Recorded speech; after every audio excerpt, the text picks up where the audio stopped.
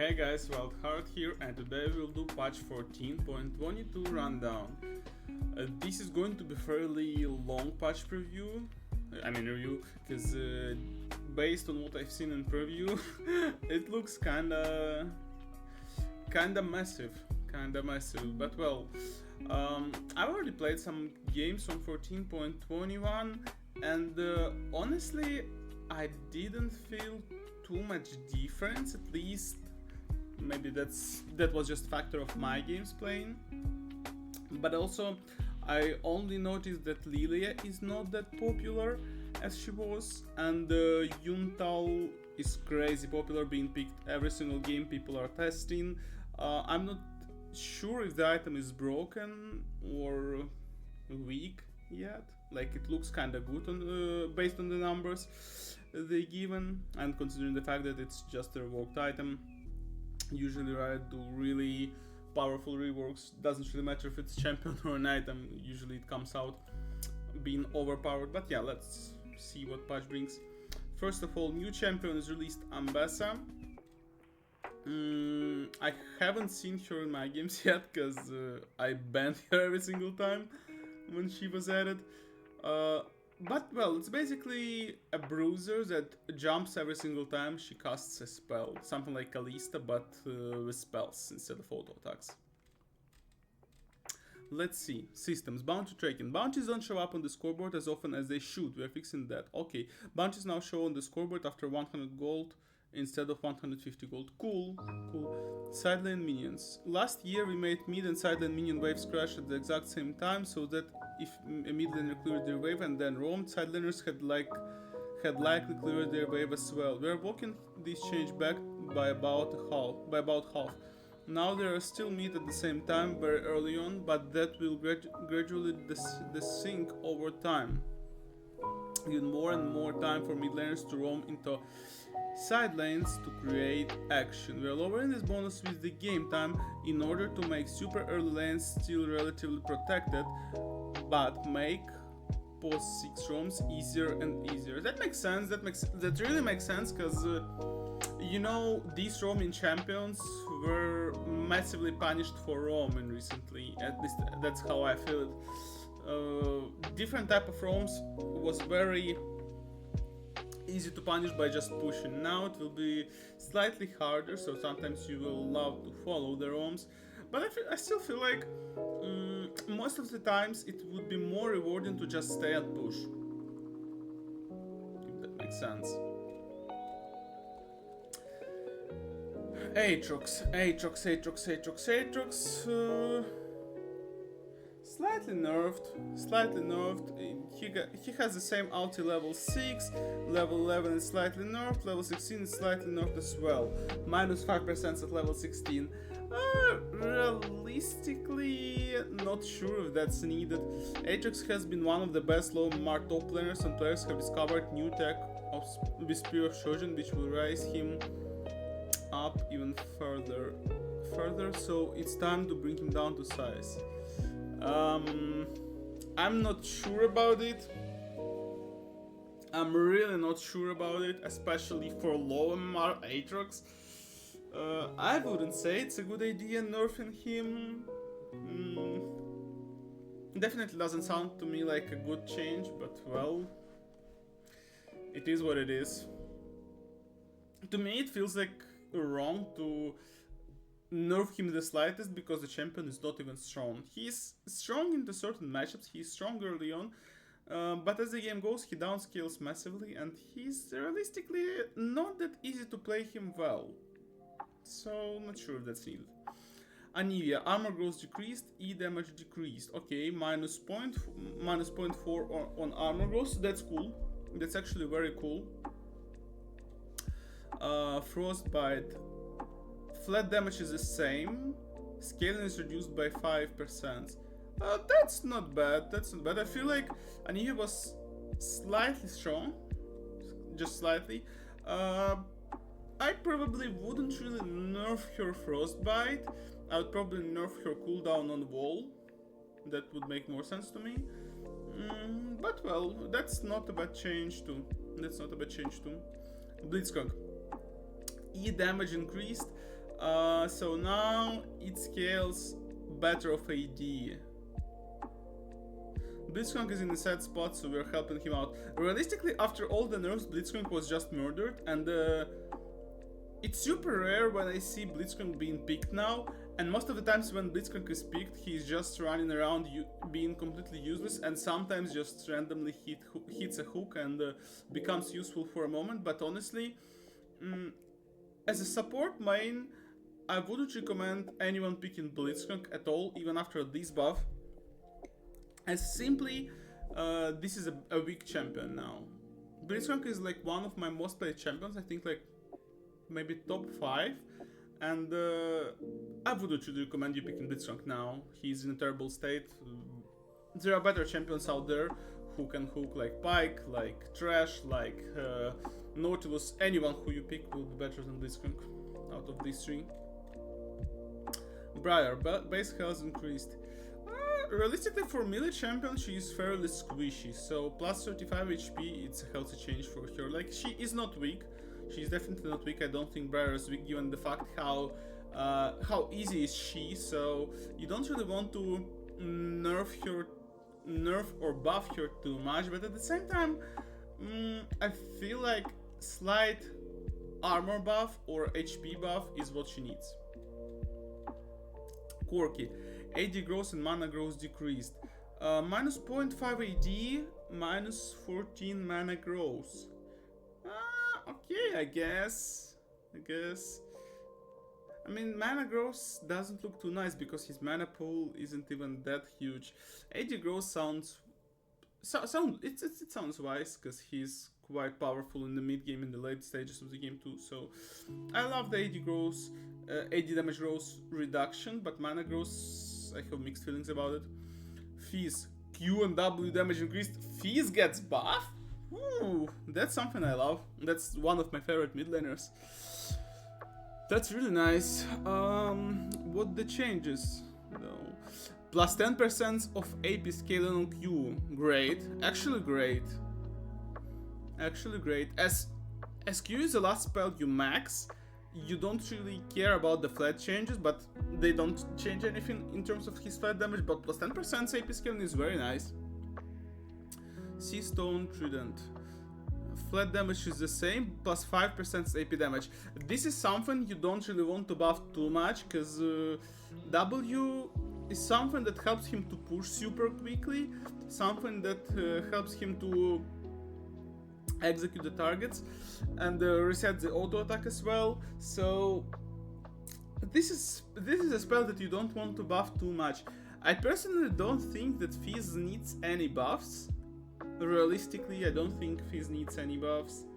Like, also I don't think if you wanna buff Fizz, I don't think you wanna buff his damage. What I would be buffing is probably cooldown on his W and his ulti just a little. But yeah.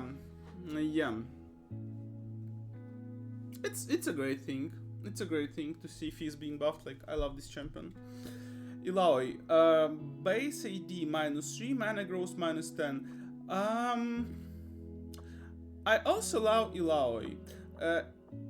Unlike in case with Aatrox, with Illaoi that's true, that Illaoi is really powerful champion for lower ranks. I would say she is among the strongest champions for top lane on lower ranks, unless she's laning against something annoying like Mordekaiser or Warwick. She can beat pretty much any melee champion, like literally any melee champion. There are some problematic matchups like I told Mordekaiser, Warwick, Gwen can be problematic, but most of the matchups she can beat if they are melee. AD damage is whatever. Honestly, 3 AD is not a big deal because Illaoi can do quite alright even without buying AD items by just purchasing some tanky stats like armor, magic resistance, HP, like Frostfire Gauntlet. In certain cases she can go like Black Cleaver. Basically, she benefits from AD clearly, but her gameplay is not only about stacking AD. She can play well even without purchasing too much AD items. Mana growth is another story. You always play with presence of mind these days, so you kind of have extra mana regen. However,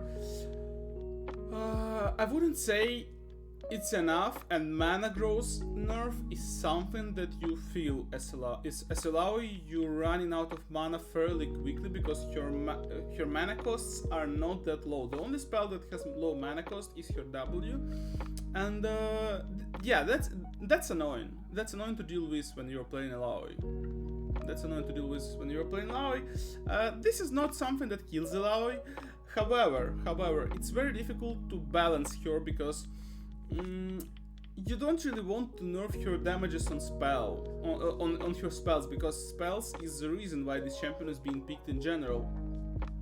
On top of that, she has one of the worst animations and cast times in the entire game. Like, not gonna lie, her auto attack looks terrible. Cast time on her Q, on her W, on her ulti, and on her E, all 4 spells, is super slow, especially on W, given the fact that it's an auto attack reset. So yeah, and also this is an auto attack reset that people can cancel. Like, for example, you can cancel Eloy's W with Poppy W, or Gragas E can cancel Eloy's W. So yeah, this is a very tough topic for me to discuss. However, I agree that Aloy has to be nerfed in one way or the other. I would probably, if I would be the guy who is nerfing Aloy, I would probably increase cooldown on E. But reduce mana cost on it. Like, plus 3 seconds.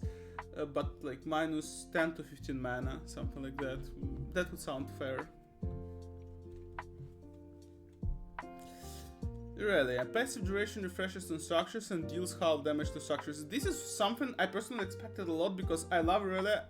Not gonna lie, like, I'm terrible with Aurelia. Like, I'm not a good Aurelia player. But this is something that you can abuse very well. I think this is one of the strongest buffs in this patch, based on what I've seen, because Aurelia is now not losing her passive stacks when she is hitting structures, so you can push super quickly with increased attack speed Aurelia has, and when the enemy comes to the tower, you can immediately try to tower dive them if you're out of turret range. So like, let's say you're staying on the edge, on the outer edge of the tower, right? And the enemy is coming, and you can just stun and start diving them, especially if you have lead and you're like on Blade of the Rune King power spike. This is super massive, especially for top lane. This is fucking disgusting. But yeah, in order to fully execute it, you need to play side lanes. You don't really want to focus on playing around mid lane too often. You need to split push, you need to isolate yourself from a team and look for 1v1 outplays, 1v2 outplays, and so on. This is the idea with this change. Jax. Our cooldown increased and damage decreased. I played Jax a couple of days ago, and I think after patch I played too. It didn't feel like Jax is too weak with these changes. It didn't feel at all. I mean, minus 10 sec... No, wait. It's opposite.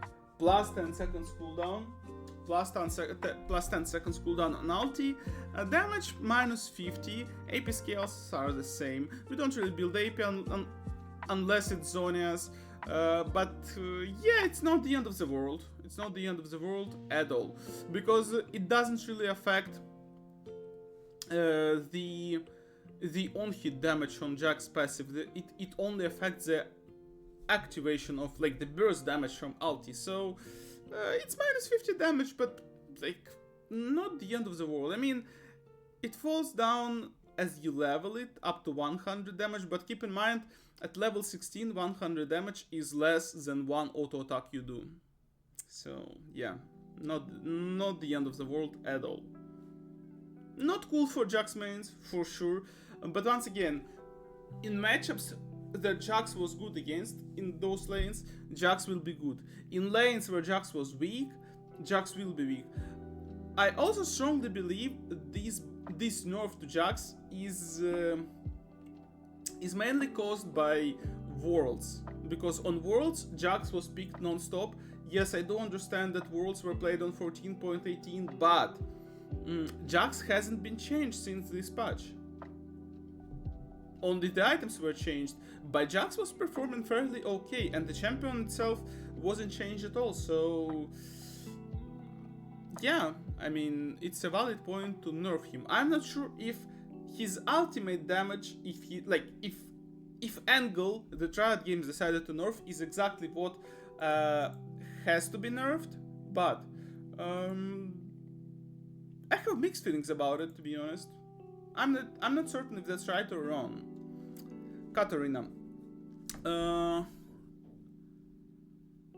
Katarina lost a fair bit from the Sorcerer's Shoes flat penetration nerf and is a little weak right now, so we'd like to give her some power back. That's true. -3 magic pen for Katarina was a massive nerf, actually. We're going to give her more opportunities to chunk out her opponents without increasing her short-term burst, which already seems high enough. Okay.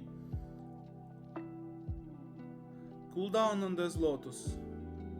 And what I love that they are not buffing her late game and mid game as well. They only buff her early game, and that's great. That's actually great. That's exactly how they need to buff Katarina. That's very good. And I feel like these buffs are actually very strong. Like 15 seconds cooldown on such powerful spell as Death Lotus is cool. 2 seconds cooldown on basically Flash. It's a great thing too. Shunpa buff is a very cool thingy. 2 seconds for Katarina is massive. Kale, passive attack speed increased. I mean, this champion is kinda dead. I don't really think Kale is supposed to be picked in general. I don't like her at all, but let's see what they change. Okay, so they increase her bonus attack speed from AP scaling, so it's half. Yeah, it's 50% increased. Okay, sounds good. Sounds really good. Max attack speed 30. Same thing, 50% increase. Huh. That actually sounds very strong. But also the question is, what do we build? I'm not certain how Kraken Slayer build works on Kale. Probably it works as for melee champion, because Kraken Slayer was nerfed for range champions, so it only has 80% damage for range champions, but Kale is melee champion early on, so probably it is melee champion even after level 6.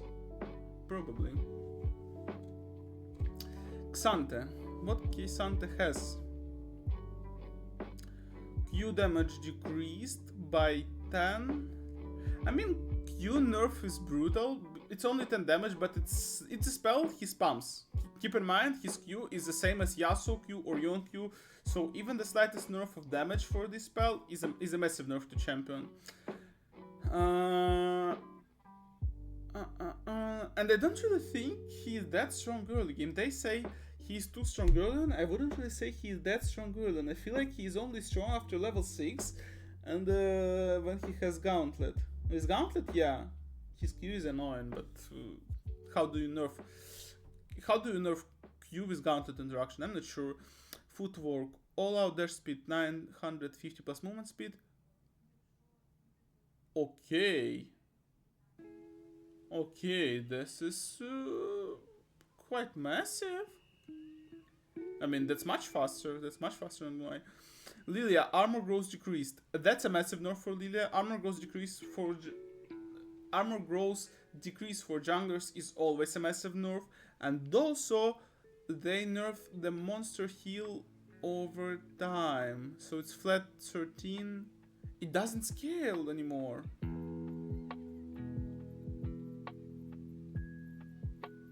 But what is the reason of it? Lilia is still prancing around as the queen of the jungle, so we're taking another crack and setting her power level to a more appropriate level. We're lowering some of her guaranteed late game durability in an effort to make her appropriately killable. But wait, what's the point?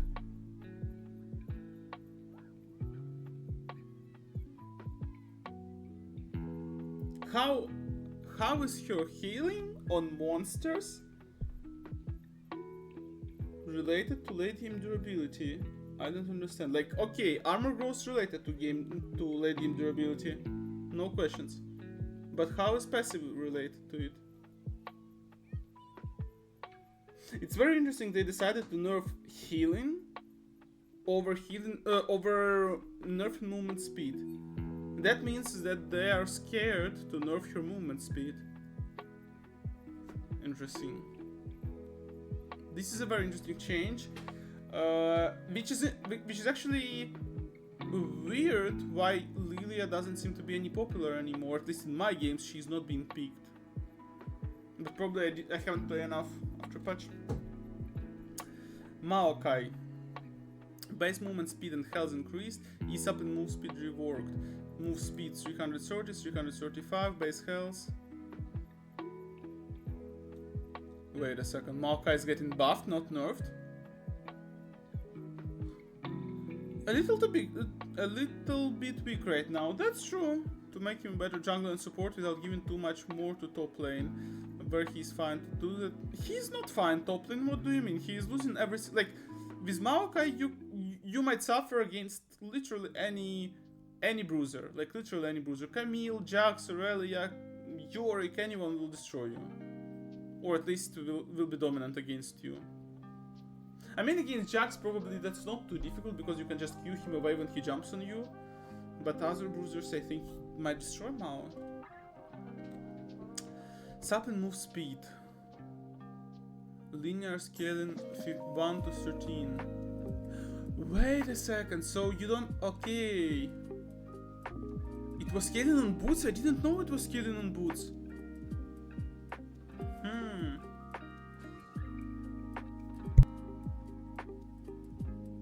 That's actually so interesting.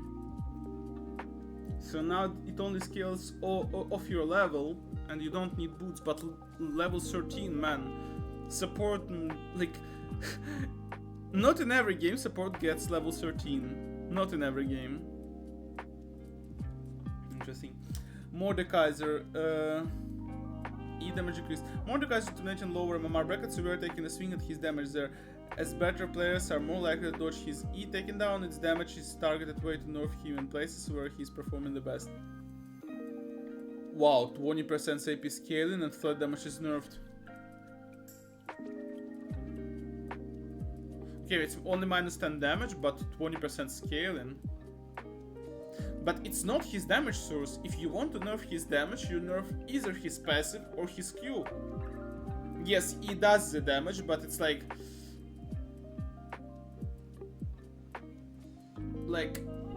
it's, you know, it's like nerfing... It's like nerfing Syndra's W instead of nerfing her Q. Like, yes, she does the damage with W, but the main damage source is Q.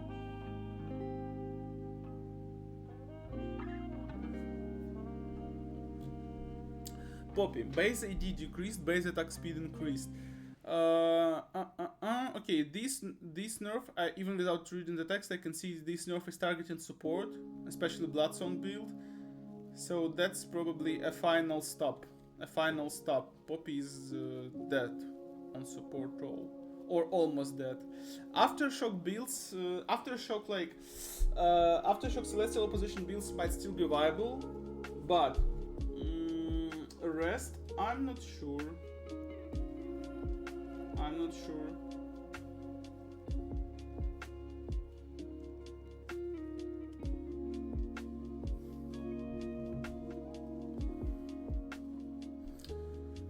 I'm not sure.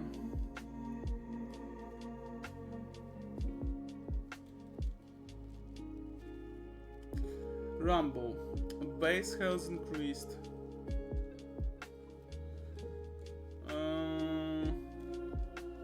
Let's actually read about Poppy. I want to see the reasoning. While we hit Poppy with the nerf hammer due to her support power level a couple patches ago, she has scrolled back as number 1 pick here, so we're taking another swing on it. We hope to nail their support skew by attacking her base AD, which feeds into Hail of Blades, Bloodsong and Deadman's Blade.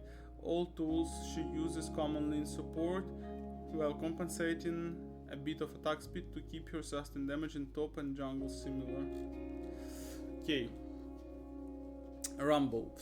Base health increased. I mean, with Poppy it's clear. They want to nerf her, but they don't want to nerf her on top and jungle, which is fair.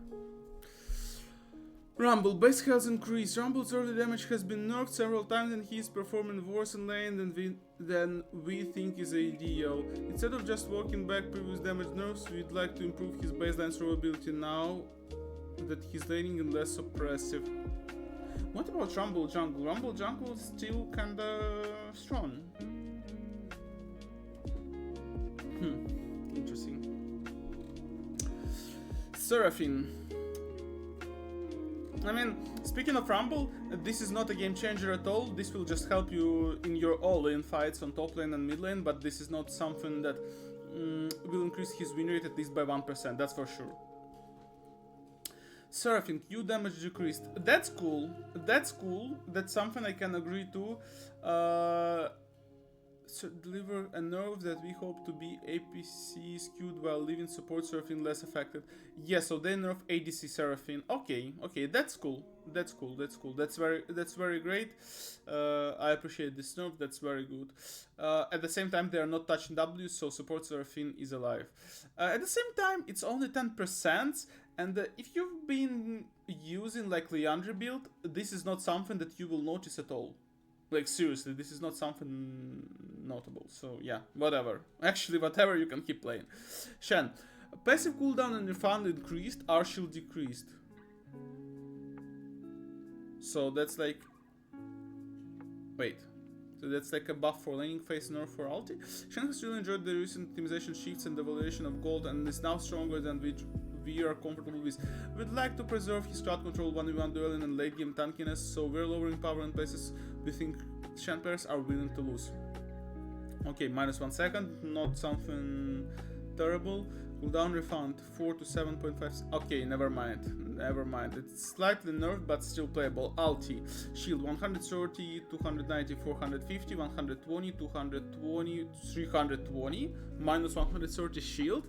And HP scaling is reduced too. So this is kinda powerful nerf. To ulti. Okay, max shield.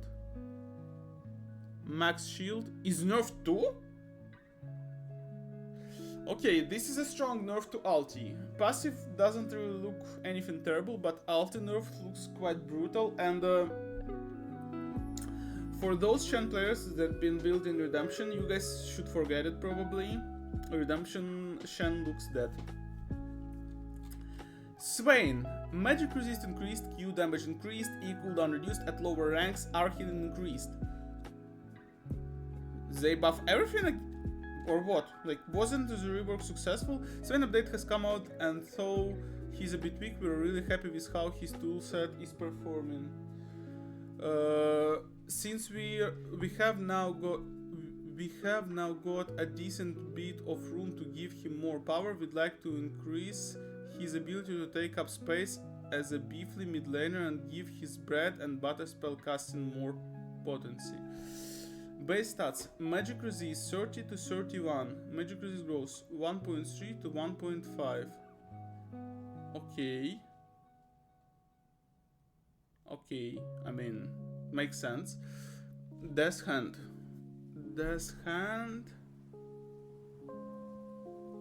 I mean, they buff flat damage and it's cool. It's actually cool. On both the regular damage and max damage. So it's actually cool because that's a spell that you normally max. Nevermore cooldown is reduced as well early on, which is also cool. Demonic Ascension, heal per second. Okay, but it scales better of HP. I'm glad they didn't overbuff the Demonic Ascension, but overall, Swain sounds a bit overbuffed.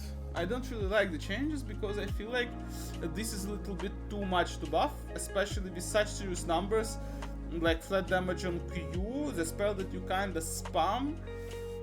I'm not certain. Plus 2 seconds on E out of nowhere, it's very, very strong. Silas, health growth decreased. -7 per level.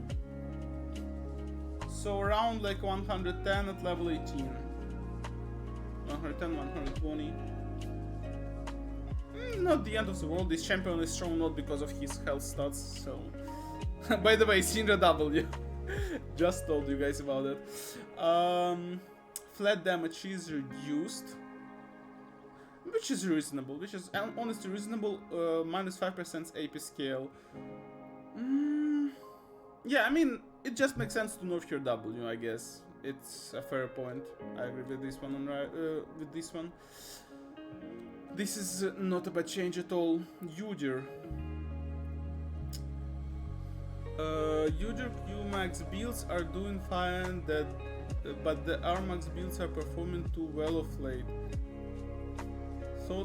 So he lost some power from Fated Ashes. He is very happy about Deadman's Blade and the recent shifts to more methodical combat. This patch we're nerfing his R damage in his tankier builds, and as he is too threatening in R-Max when build mostly tanky. I mean, yeah, probably makes sense because Udyr is a complete fucking no-brainer jungler. Like, this is one of the most stupid champions in the game. Like, he requires more. Like, actually, on top lane, he's very toxic with his R as well. I don't really think there is any skill required to play R build Udyr. Even like Tiger build with AD build made much more sense. This R Wingborn Storm thingy when you're just super tanky and you kill everyone with AoE while you can even do it remotely. You don't even need to be close to the guy. It's kinda dumb to me. Whereas he's super tanky and hard to deal with. So yeah, what is the nerf actually? Okay. The flat damage nerf is kinda massive, so before you get Leandris, this is something that you will feel for sure. And power damage is reduced as well. Level scaling is reduced. Okay, it scales worse of your max HP. Oh wait, I'm dumb. Not of your max HP, of enemy max HP. Okay, I'm dumb. Monster cap.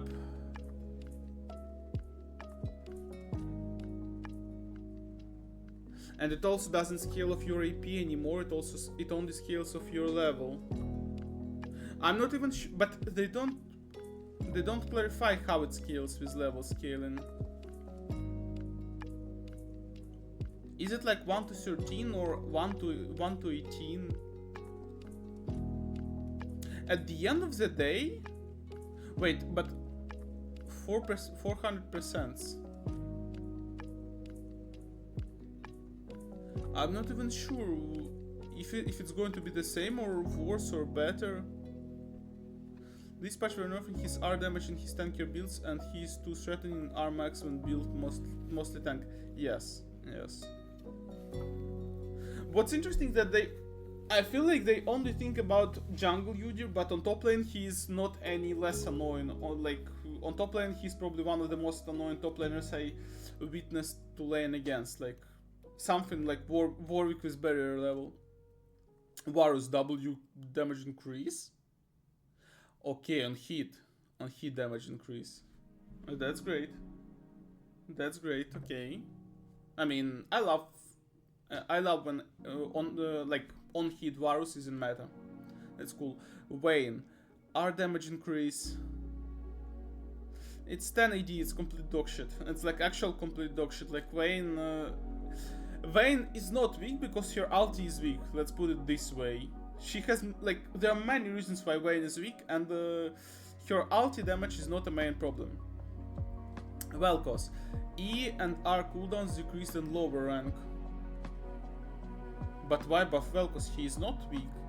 I mean, he is definitely skill based, but people who play Vel'Koz, who know the champion well, they are like very strong with this champion. It's not really a champion's fault if people don't play him well. Maybe, I mean, it's not numbers' fault. It's like people are just bad at the game.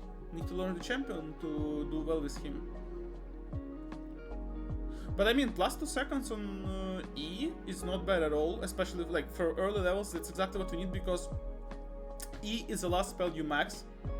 You max Q and W, so E is the last spell to max, so yeah, it's a very good buff. Ulti. And ulti is buffed for early game specifically, so they're... I really love this trend of Riot Games, that they are buffing a specific part of the game without buffing champion overall for every stage of the game. That's very cool. Passive shield increased on Y. Okay. 2% max HP, whatever. This is a kind of a buff that will not impact your gameplay like at all. God bless if this will increase your win rate by 0.1%, like literally. Warwick. Warwick's getting some small update dispatch. In addition to getting slightly bigger and scarier, he's getting some quality of life changes that will help him to have smoother combat feel with his attacks. Additionally, we are changing the cooldown paradigm on W to make it easier to cast as a scouting tool.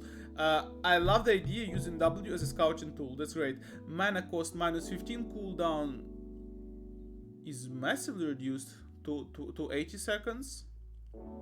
Okay, so it's not changed later on. Spells now also trigger the attack speed when used to damage enemies under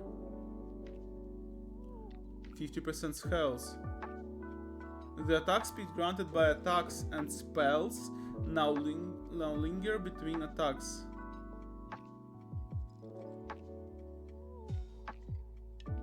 Okay.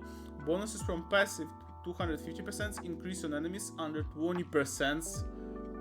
200% increase on enemies under 20. Okay, so the bonus is lower, but requirement is lower as well. Interesting.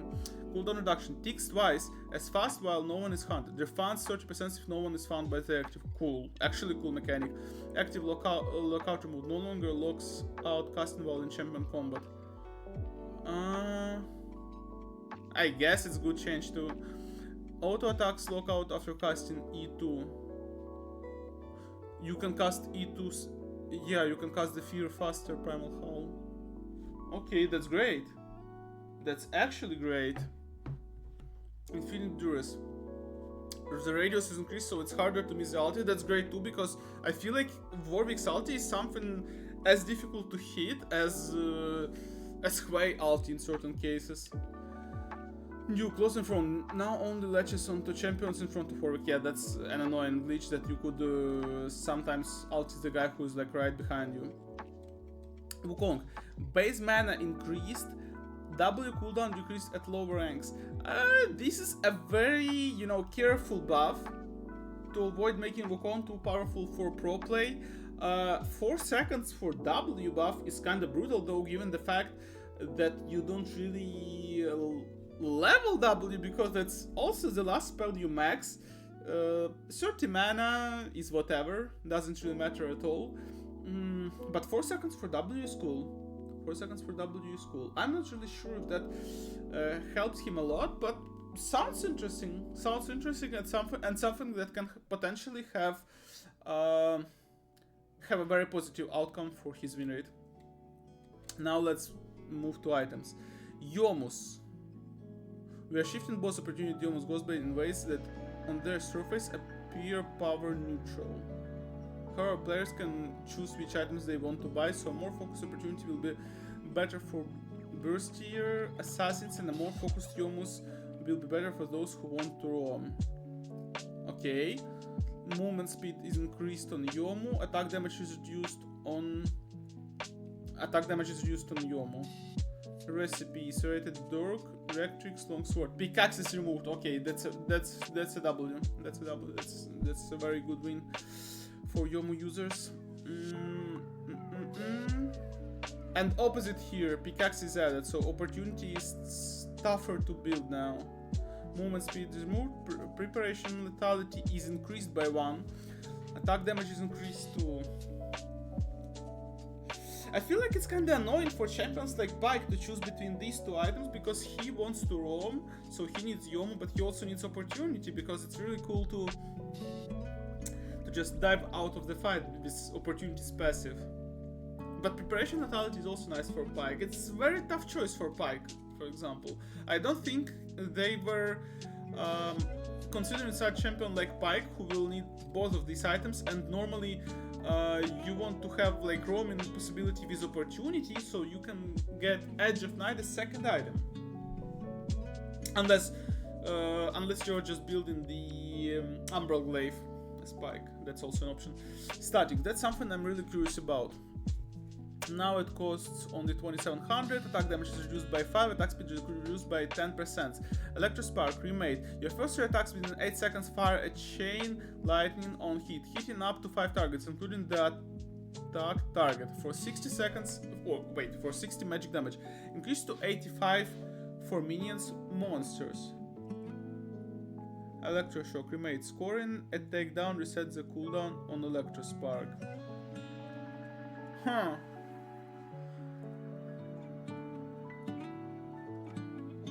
That's interesting.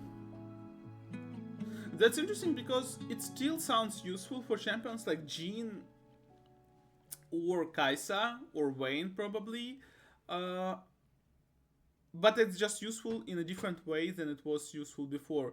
For champions like Kai'Sa, I feel like that's a must, because it gives you AD, it helps you to wave clear faster.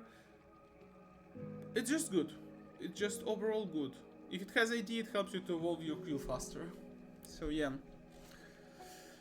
Yuntal Valderos, that's like the most important change of the patch, I believe.